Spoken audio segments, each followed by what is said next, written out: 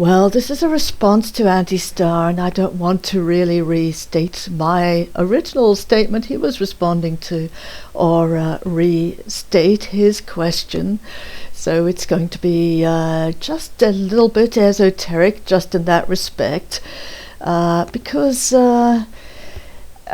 making things personal, it can be offensive, and I don't want to really implicate family members, not more than I have done.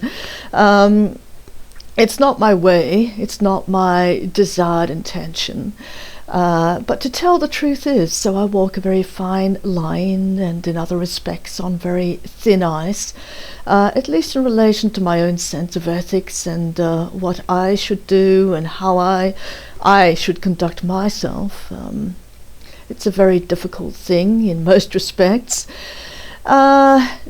But to consider a possible link between people of my background, especially my parents' generation, and some kind of state or manner of being that would be akin to Nazism, well, it's not an exact association or analogy. It can't really be done. It's not the same thing. There are significant differences. Well, one is that Jews do not especially despise the Rhodesian personality. They embrace it, from what I've discovered. It's a very good thing for them. It's a very conformist thing for them, and it's a very under control thing for them. It is in fact the glorification and, in a sense, deification of conformity. And conformity means predictability. Which means people being under control, which means people being civilized and not out of control. And I think, therefore, there's no real opposition between Judaism or a Jewish personality and a Rhodesian one, especially a Rhodesian one of my parents' generation. I haven't found it to be so. My estimation of what the parents' generation was and did and is still like is that it's more akin to the Borg.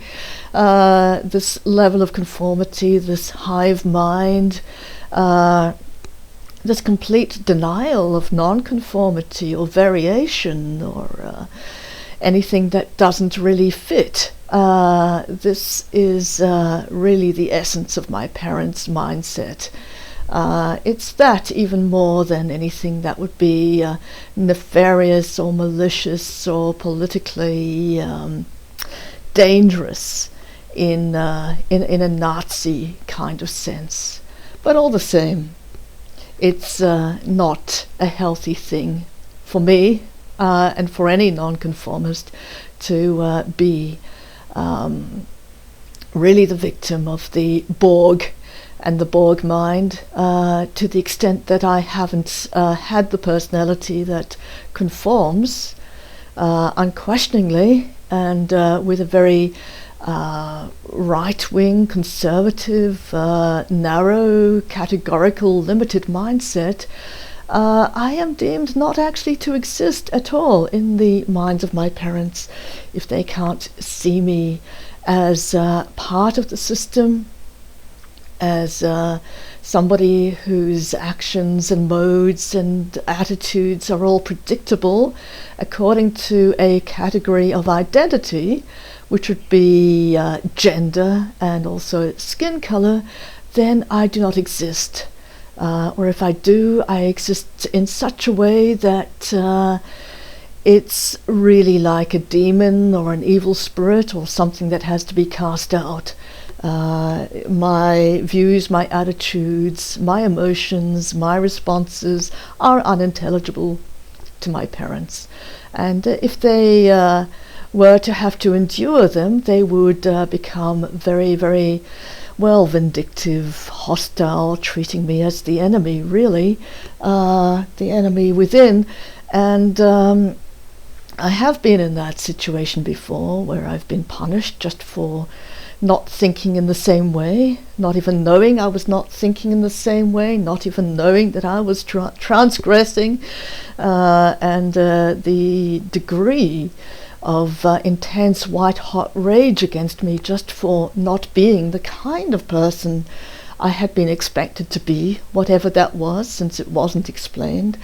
That was a very, very hard thing for me to deal with.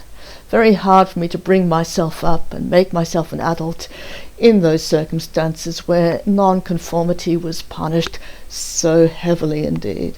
So Borg mind rather than Nazi mind, and narcissistic in the sense of denying anything outside of oneself. That's my parents, but in other respects very conformist and very proper and very good